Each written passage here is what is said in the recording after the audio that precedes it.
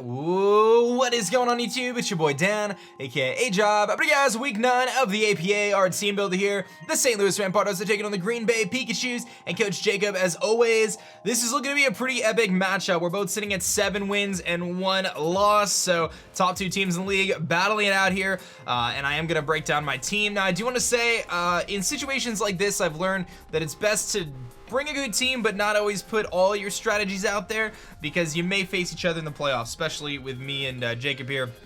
Good chance we end up facing in the playoffs. So as we've kind of worked our way down the stretch here, I think we're pretty safe for a lock. I still got a couple games left, still gonna try to win every game, but you know what I'm saying, when you have a match against one of the top teams in the league, especially this late in the season, I feel like it's not a terrible idea to kind of maybe keep that in mind. But nevertheless, we're gonna break down his team, break down my team, and so on and so forth. If you missed last week's battle, it was against Kyle A. We got absolutely bodied. A lot of people just were like, hey, you know what had happened. Some people were like, aDrive, you didn't prep.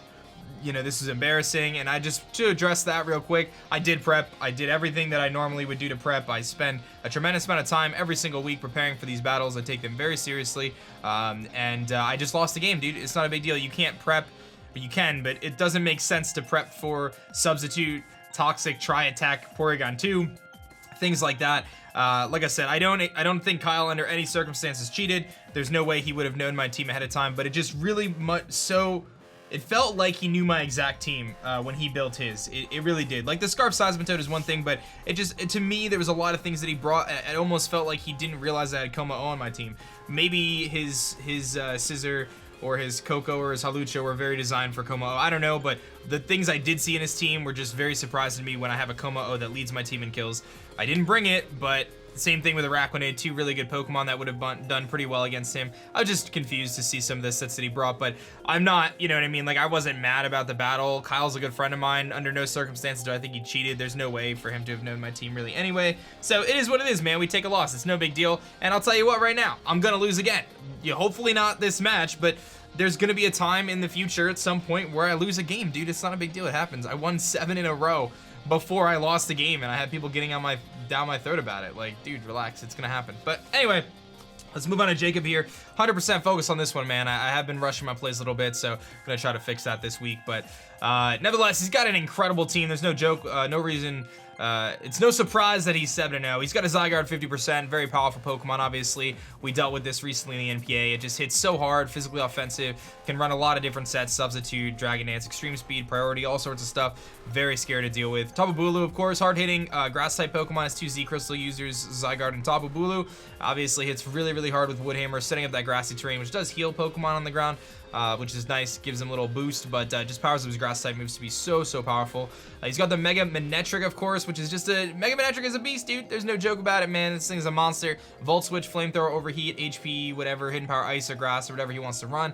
Not sure which one he's gonna bring, but maybe Ice, maybe he can't run Fairy, so we'll see. Fortress, of course, just a defensive Steel type Pokemon, very low special defense, but high physical defense, can set up hazards and spin. So, very difficult to deal with. Like, I could set up sticky webs, but he can spin them away. He's got the Azelf, of course. Azelf is just a really fast, kind of mixed attacker, good lead, good Psyche-type Pokemon, has some good matchup against my team. Jellicent stops my spin from Araquanid. It's like, Jellicent is like the perfect Araquanid counter, so I'm kind of thinking he's going to bring it. It's really good in that sense. It stops me from rapid spinning and doing things like that, so just kind of a difficult Pokemon to deal with. He's got Nihilego, which is, you know, really offensive rock and poison type Pokemon. Hits really hard, can set toxic spikes up, can benefit from Fortress toxic spikes. Sludge Wave, usually you might see Dazzling Gleam, Thunderbolt, seen with a Choice Scarf a lot of the time, or Life Orb. Ambor is a tremendous wall breaker, of course. It just hits so hard with Wild Charge and Flare Blitz and Superpower. Usually you see him with a Band or a Scarf or Life Orb. Licky, just a really bulky, normal type Pokemon with Cloud9 that can stop weather. Possible he tries to bring it. With me having, you know, Sun, he may, you know, feel that Sun is a little tough for him to deal with, so I could see Licky. Leopard, of course, just a dark type, really fast prankster, shenanigans. And last but not least, Masquerain, which is a Sticky Web user. One of my favorite Pokemon, actually used to be my favorite Pokemon. And it said Sticky Web, can Quiver Dance, things like that. So really tough matchup, like just straight up. I know he's bringing Zygarde. I think Manectric does make some sense with me having Celesteela as one of his main ways. It outspeeds pretty much my entire team. team. I wouldn't be surprised if he brings Manectric. I can see Jellicent, like I said, for the reasons before. It shuts down Araquanid, which is otherwise decent against his team. He can switch in. He can stop me from spin blocking, so he could bring a Sticky Web set with Masquerain and then Jellicent to stop my spin blocking. One of the big flaws this team has, is a good team, but for my team anyway, is I don't really have the best hazard removal. Torkoal is my best bet to rapid spin, but with him having a Jellicent that counters it, he's got a lot of options there that can be really, really good against my team. But again, I'm expecting Zygarde, I'm expecting Jellicent. I think webs are a very viable option for him.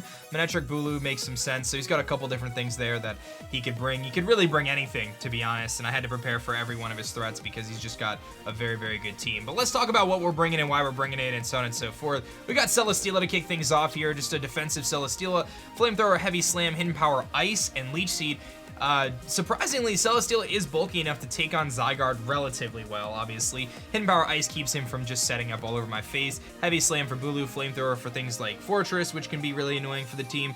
You know, Leech Seed just to kind of get some recovery back on potential switches. You know, if he switches into Emboar or into, you know, Manectric on this thing, I can Leech Seed them, hopefully get some recovery back for something else that switches in, which otherwise, you know, like I said, we have a hard time dealing with those Pokemon. So, you know, I can see Emboar coming for sure.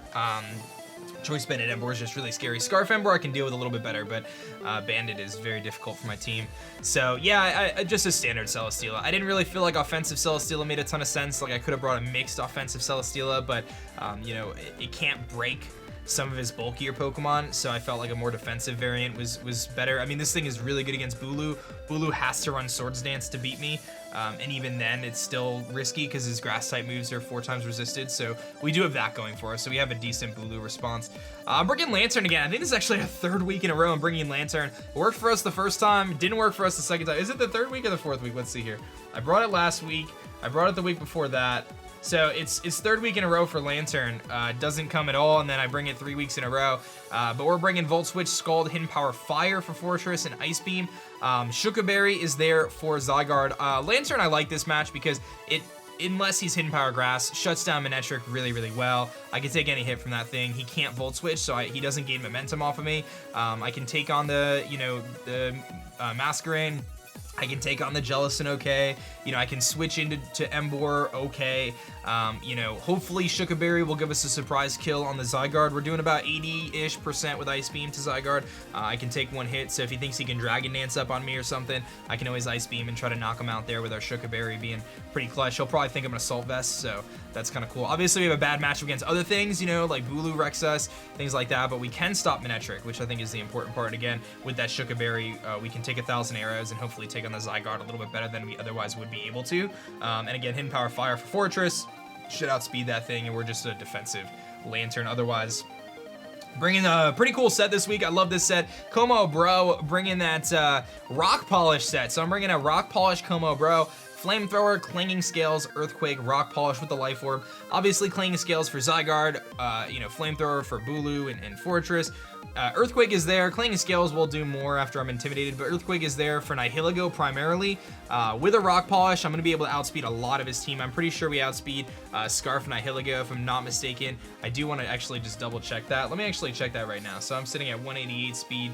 Let me pop open a calc here and just make sure that we are outspeeding that, because that is going to be pretty important. So let's see here. I'll do it live. So we're 188 speed, which means we hit 129 times 2. I'm pretty sure this is how I sped crafted 258, and Nihilego is going to be sitting at, let's see here, Choice Scarf Nihilego hits 170 times 1.5, which is 255. Yep, so I do 100% outspeed Scarf Nihilego, which was one of my plans after a Rock Polish. Of course, I do have to be careful of Dazzling Gleam, but and obviously if he gets webs up, it's a moot point. But nevertheless, this thing is really, really primed to put in some work this week. I think it can definitely, you know, put in some serious work. Clanging Scales, great move. First time I think I'm bringing special Como Bro, and I didn't feel like the Dragon Dance variant made a lot of sense. I really feel like I'd be better off getting 2 speed boosts. He has an Intimidator and stuff, so but it does have some options. He's got to be fearing things like Poison Jab, so I could potentially set up on the Bulu. Bulu, I can just click Rock Polish. Maybe he goes Jellicent. Don't have to be worried about burns.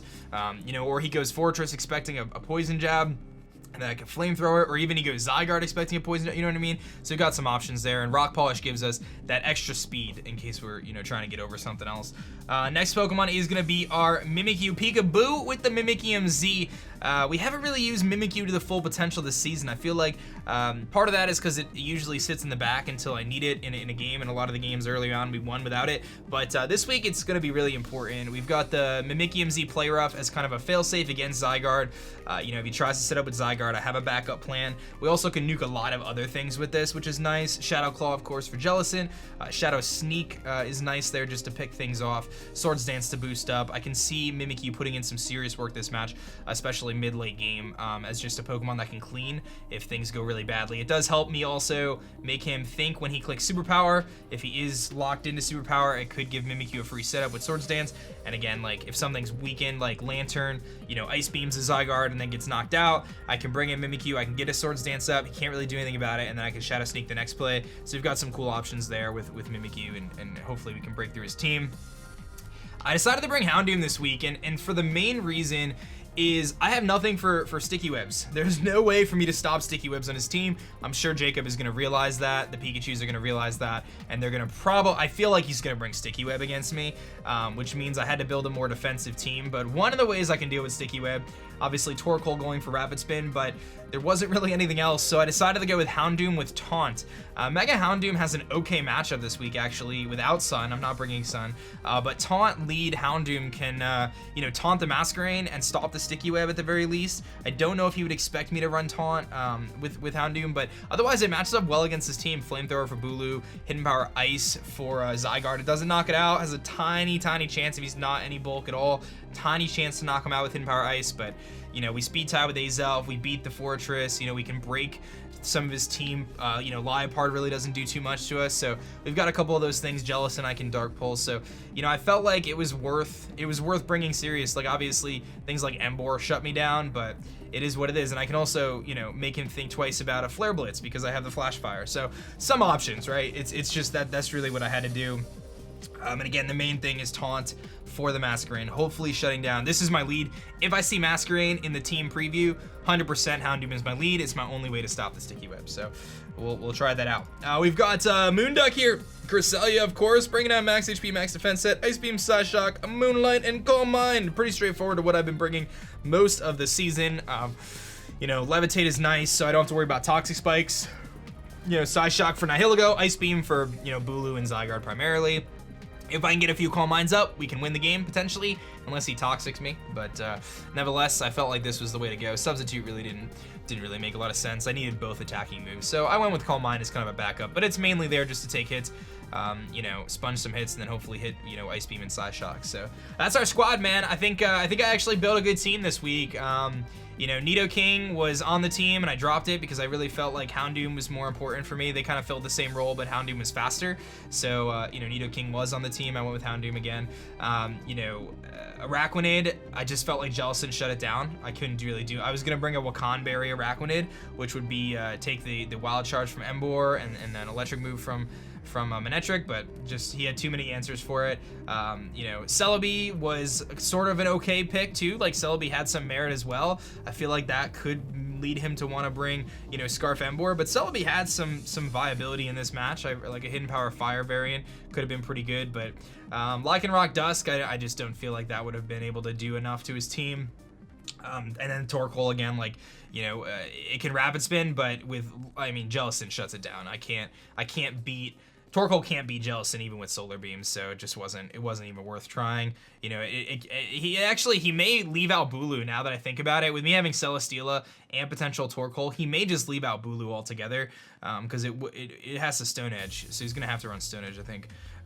But yeah, that's gonna be the squad, man. Like I said, I have a game plan going into it on how to deal with Sticky Webs as best as I can. You know, I could taunt, but obviously there's always the chance that he's able to deal with that. There's a couple things I know we're gonna see Zygarde. I hope I don't deal with Emboar. Emboar is just such a problem. You know, but we'll do what we can. So I think Como has a chance to win this game for us, though. Either that or Mimikyu. So that's that, guys. Thank you for watching. Match will be up tomorrow. My name is Dan. I also go by aDrive, and I'll catch you guys next time. Peace.